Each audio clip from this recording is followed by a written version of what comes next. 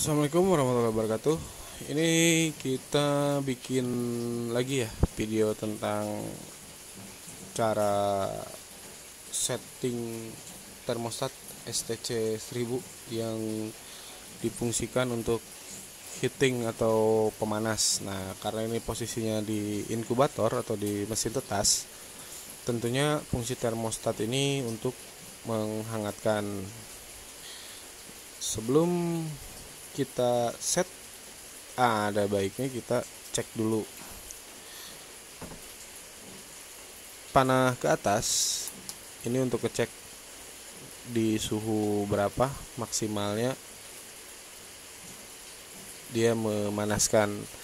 Nah, kita tahunya ini untuk manaskan atau mendinginkan ya ada nih.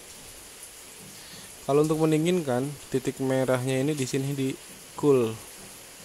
Kalau titik merah yang ini di bawah berarti ini untuk heating, jadi difungsikan untuk memanaskan. Karena termostat model ini tuh bisa dua fungsi, bisa untuk memanaskan, bisa untuk mendinginkan. Dan terus pengecekan kedua, ini yang panah ke bawah.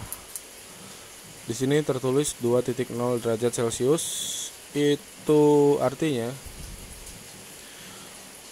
si lampu akan mulai nyala kembali ketika suhunya kurang dari 2 derajat dari suhu yang 37 ini. Nah, 37 dikurangi 2 berarti kan 35. Nah, itu artinya di 35 derajat si lampu akan mulai nyala atau di bawahnya. Nah, seperti contoh sekarang ini 27,2. Ini masih nyala. Dia bakal mati nanti lampu yang di dalam mesin ini setelah di suhu 37 itu. Nah, terus kalau untuk setting, tekan S-nya yang lama. Ini F1, ada F2, panah ke atas, ada F3, ada F4. Nah, jadi ada 4 hal yang harus kita setting. Kita bahas di F1 dulu. Oke, masuk F1. F1 ini adalah untuk setup yang suhu ini 37 tadi. Terus di F2 itu untuk suhu yang tadi yang ada tulisan 2.0. Jadi itu untuk set suhu batas minimalnya ya, batas minimal suhu di dalam mesin itu berapa. Jadi ketika suhunya sudah di 35 dia mulai nyala. Nah, untuk F3 ini biasanya untuk cooling system. Jadi ini untuk ngatur delay kompresornya. Nah, untuk di heating tidak terpakai, jadi nggak kita bahas.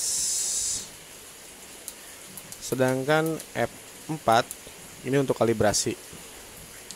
Nah, ini kan di sini ditulis 0 ya. Kalibrasi itu begini. Ini tertulis 27,5, di sini 29.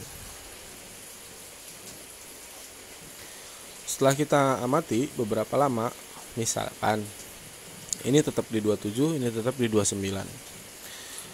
Oke, berarti kan ada jeda sekitar 2 derajat. Kita nggak tahu nih yang ini atau yang ini yang salah. Masukkan alat yang untuk kalibrasi, biasanya termostat yang pakai air raksa tapi yang merek agak bagus, yang agak mahal lah, yang 100.000 ke atas. Masukkan, kita lihat, tunggu beberapa saat, 15 menitan. Di air raksa itu suhunya ikut ke sini atau ikut ke sini. Nah, kalau ikut ke sini berarti ini yang salah. Ketika ini yang salah, misalkan suhunya kan aslinya 29, tapi di sini tertulis 27. Berarti di settingan di F4-nya karena tadi kurang 2 derajat, berarti dari 27 berarti plus 2. Jadi nulisnya gini.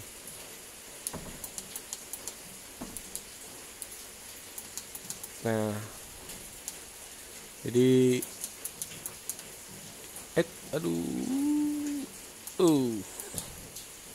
nah, ini harus sambil ditekan S-nya 2.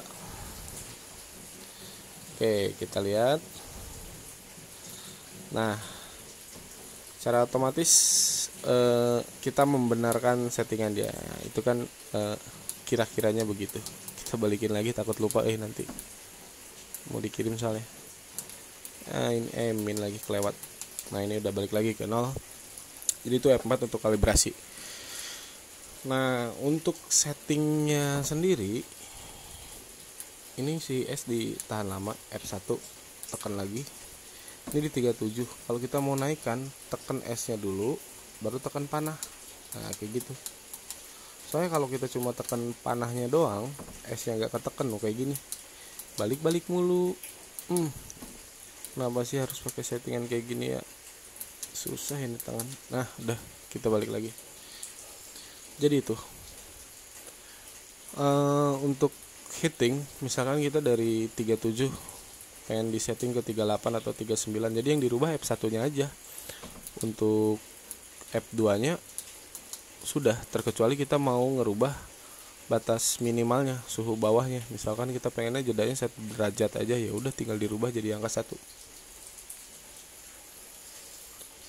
Enaknya termostat yang model ini gitu. Soalnya kalau yang modelnya XHW 3001 itu kalau kita merubah suhu atas, batas suhu minimalnya juga harus ikut dirubah. Dan ini yang paling penting sebelum kita merubah-rubah suhu. Kadang-kadang kan ada yang nggak sabaran gitu, udah setting lagi kok di sini sama di sini masih beda, di beda gitu. Nah, perlu teman-teman ketahui, alat-alat seperti ini perlu delay, perlu waktu untuk membaca. Itu satu. Kedua, suhu di dalam ruangan ini pun itu kalau dalam kondisi terbuka kayak gini itu labil karena terpengaruh dari suhu luar. Nah, ada baiknya kalau setelah kita setup ini ditutup dan dibiarkan beberapa saat, 5 menit lah paling enggak. Ya lebih bagus lagi 10 menit gitu. Baru amati lagi suhunya ini sama ini akur apa enggak, terus dari segi kelembaban airnya berapa juga. Apalagi kelembaban untuk membaca kelembaban di dalam ruang mesin itu, selain si alatnya sendiri butuh delay, si kelembaban sendiri yang di dalam mesin itu kan nggak langsung merata. Itu butuh waktu antara kadar air bercampur ke udara. Itu sangat butuh waktu, apalagi ini kan dalam satu ruangan yang tidak digerakkan oleh kipas atau apapun.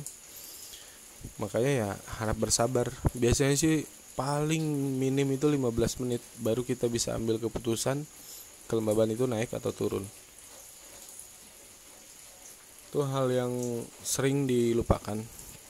Dan untuk mesin yang baru seperti ini, mesin tetas, sebelum kita masukkan telur itu baiknya air semua sudah full setting, suhu sudah dipersiapkan, biarkan dulu selama beberapa jam, lalu kita tengok lagi kelembabannya berapa, suhunya berapa.